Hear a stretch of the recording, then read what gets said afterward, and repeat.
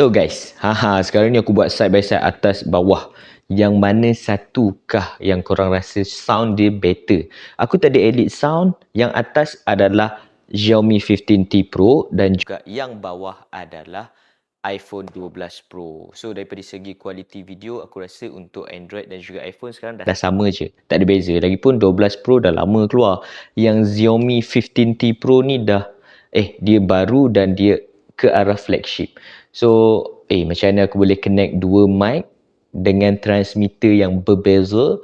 Itu transmitter, receiver, tak tahulah. Tapi cara dia, kalau korang nak tahu, korang kena komen lah. So, cara ni, trik ni aku belajar daripada kedai yang jual mic ni waktu kat Sarawak dulu. So, trik dia memang style, tapi korang kena ada iPhone yang guna Lightning dan juga Android yang guna USB-C. So kalau phone korang dua-dua guna USB-C ataupun dua-dua guna Lightning, so tak boleh cara ni. Alright. So kalau korang berminat nak beli mic daripada Holy Land Luck Air One ni, korang boleh klik beg kuning di bawah.